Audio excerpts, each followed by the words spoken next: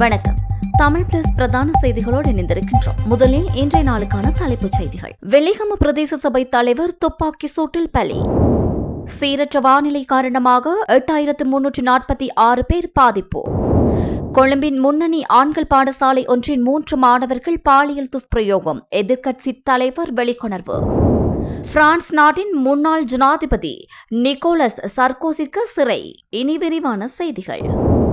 வெலிகம பிரதேச சபையில் இன்று இடம்பெற்ற துப்பாக்கி சூட்டில் படுகாயமடைந்து பிரதேச சபையின் தலைவர் மிதிகம லசா என்ற லசந்த விக்ரமசேகர உயிரிழந்துள்ளார்.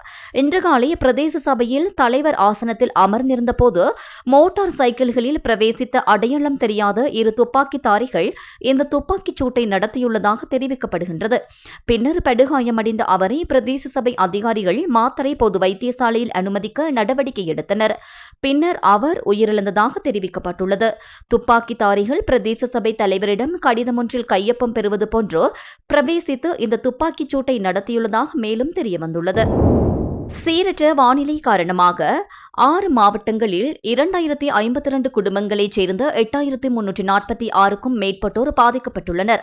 இதேவேளை பகுதியளவில் சேதமடைந்த வீடுகளின் எண்ணிக்கை 335 ஆகும். இதற்கிடையில் அவ்விசாவளை மடுள்ள பகுதியில் நேற்று பிற்பகல் பெய்த கனமழையின் மத்தியில் பயிற்சி வகுப்புகளில் இருந்து திரும்பிக் கொண்டிருந்த போது வடிகாலில் விழுந்து சுமார் 80 மீட்டர் தூரத்திற்கு நீரில் அடித்துச் செல்லப்பட்ட 17 வயது மாணவி இன்று உயிரிழந்துள்ளார். அவ்விசாவளை ஆதார வைத்தியசாலையில் சிகிச்சை பெற்று வந்த நிலையில் அவர் உயிரிழந்துள்ளார்.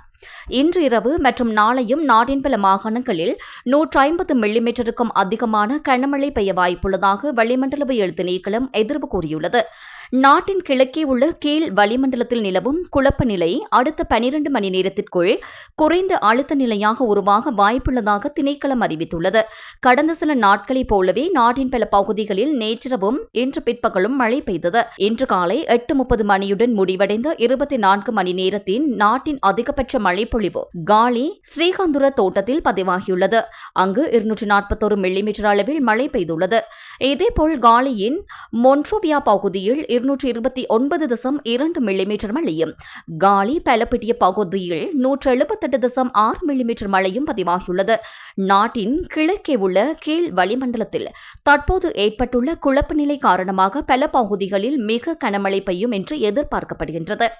அதன்படி அடுத்த 12 மணி நேரத்திற்குள் மேல் சப்ரகமுவ மத்திய வடமேல் தென் மற்றும் வடக்கு மாகாணங்களிலும் அனுராதபுரம் மாவட்டத்தின் சில இடங்களிலும் 150 மில்லிமீட்டருக்கு மேல் மிக கனமழை பெய்ய வாய்ப்புள்ளதாக வளிமண்டலவியல் திணைக்களம் தெரிவித்துள்ளது.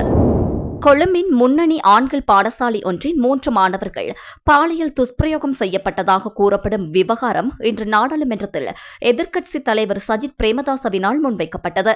அக்டோபர் 4ஆம் தேதி பாடசாலையின் பாதுகாப்பு அதிகாரி ஒருவரால் பாதிக்கப்பட்டவர்கள் பாலியல் துஷ்பிரயோகத்திற்கு ஆளாகியுள்ளதாக அவர் சபையில் தெரிவித்துள்ளார்.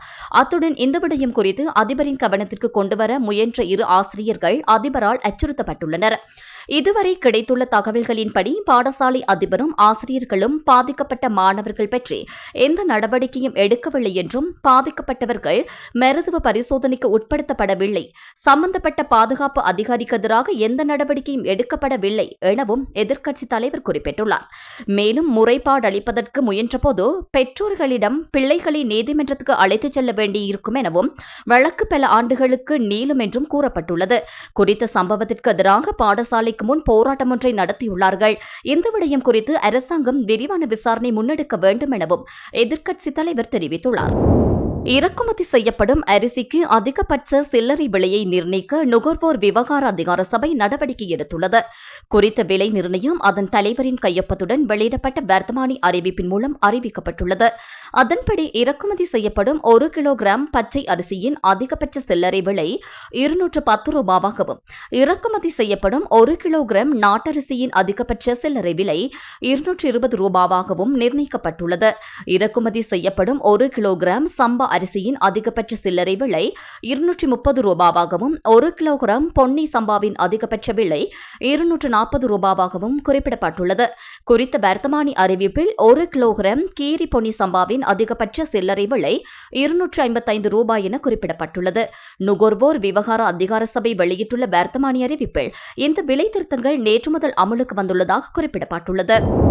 நுவரெலியா, மட்டக்களப்பு, பொலனறுவை மற்றும் கொழும்பு ஆகிய மாவட்டங்களில் 4 பிரதேச செயலக பிரிவுகளில் நுண்நிதி கடன்களை மீள செலுத்த முடியாதவர்கள் பற்றிய தகவல்களை திரட்டுவதற்கு நடவடிக்கை எடுக்குமாறு கிராமிய அபிவிருத்தி, சமூக பாதுகாப்பு மற்றும் சமூக வலுவூட்டுகை அலுவல்கள் பற்றிய அமைச்சர் ஆலோசனை குழுவினால் நியமிக்கப்பட்ட உபகுழு அதிகாரிகளுக்கு அறிவுறுத்தியுள்ளது. நுண்நிதி கடன் வழங்கல் பிரச்சினைகளை தீர்ப்பதற்கான எதிர்கால நடவடிக்கைகள் பற்றி ஆராய்வதற்காக நியமிக்கப்பட்ட குறித்த உபகுழுவின் தலைவர் பாராளுமன்ற உறுப்பினர் சமன்மலி குணசிங்கவின் தலைமையில் அண்மையில் கூடிய போதே இந்த அறிவுறுத்தல் வழங்கப்பட்டுள்ளது. நாடு முழுவதிலும் நுண்நிதி கடன்களால் பாதிக்கப்பட்டவர்களின் நிலுவைத் தொகை உள்ளிட்ட தகவல்களை திரட்டுவதற்கு முன்னோடியாக நுவரெலியா, மட்டக்களப்பு, பொலனறுவை மற்றும் கொழும்பு ஆகிய மாவட்டங்களில் முறையே ஹட்டன், கோரளிப்பற்று தெற்கு, வெலிகந்தை மற்றும் வெள்ளவத்தை ஆகிய பிரதேச செயலக பிரிவுகளில் தரவுகளை சேகரிக்க திட்டமிடப்பட்டிருப்பதாக உபகுழுவின் தலைவர் தெரிவித்துள்ளார். இதற்கமைய தகவல்களை திரட்டுவதற்கு உரிய நடவடிக்கைகளை முன்னெடுக்குமாறு அமைச்சின் அதிகாரிகளுக்கு அவர் அறிவுறுத்தல் வழங்கியுள்ளார். இளைஞர்களை வன்முறைக்கு தூண்டும் வகையில் செயற்பட்ட நபரொருவரின் வீடு இன்று யாழில் போலீஸ் மற்றும் விசேட அதிரடிப்படையினரால் சுற்றி வளைக்கப்பட்டது. யாழ்ப்பாணம் நீதவான் நீதிமன்றத்தில் போலீசார் பெற்றுக் கொள்ளப்பட்ட தேடுதல் அனுமதிக்கமைய யாழ்ப்பாணம் முளவை சந்தி அருகில் வீடொன்றிலேயே இன்று அதிகாலை குறித்து சோதனை நடத்தப்பட்டது. அண்மை காலத்தில் இளைஞர்களிடம் வன்முறையை தூண்டும் வகையில் தனது பிறந்தநாள் கொண்டாட்ட காணொலியை பதிவேற்றம் செய்தமை, சட்டவிரோத சொத்து குவிப்பு என்ற குற்றச்சாட்டின் பேரில் குறித்த நபரின் வீட்டில் சோதனை நடத்தப்பட்டது. குறித்த நபர் வீட்டில் இல்லாத நிலையில் அங்கு 2 மோட்டார் சைக்கிள்கள் கைப்பற்றப்பட்டதோடு 2 பேர் கைது செய்யப்பட்டு போலீஸ் நிலையத்தில் தடுத்து வைக்கப்பட்டு விசாரணைக்கு உட்படுத்தப்பட்டுள்ளனர்.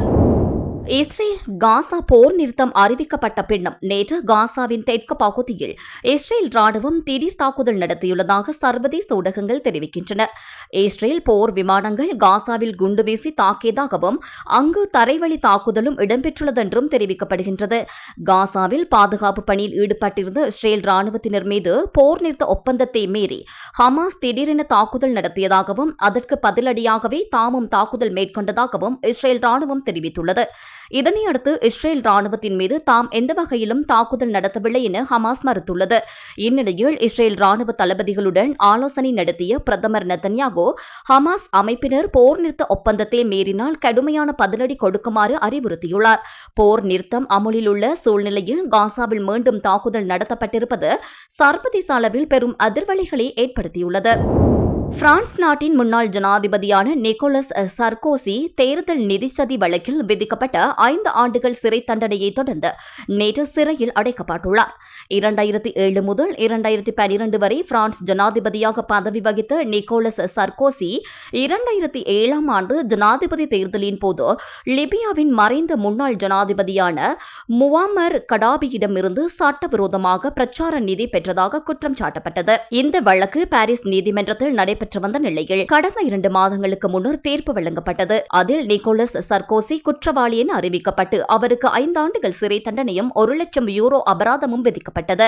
நீதிமன்ற தீர்ப்பை தொடர்ந்து இன்று பாரிஸில் உள்ள லாசாண்டி சிறையில் அவர் அடைக்கப்பட்டுள்ளார். பாதுகாப்பு காரணங்களுக்காக அவர் தனிச்சிறையில் வைக்கப்பட்டுள்ளார். தனக்கு விதிக்கப்பட்ட சிறை தண்டனையை எதிர்த்து நிக்கோலஸ் சர்கோசி மேன்முறையீடு செய்துள்ளார். இந்த மேன்முறையீட்டு மனு விரைவில் விசாரணைக்கு வரும் என்று எதிர்பார்க்கப்படுகின்றது. பிரான்சின் முன்னாள் ஜனாதிபதி ஒருவர் இத்தகைய குற்றச்சாட்டில் சிறைக்கு செல்வது இதுவே முதன்முறை என்பதும் குறிப்பிடத்தக்கது. இத்துடன் இந்த செய்தி அறிக்கை நிறைவுக்கு வருகின்றது. மேலும் பல செய்திகளுக்கு எமது யூடியூப் தளத்தினை சப்ஸ்கிரைப் செய்யுங்கள்.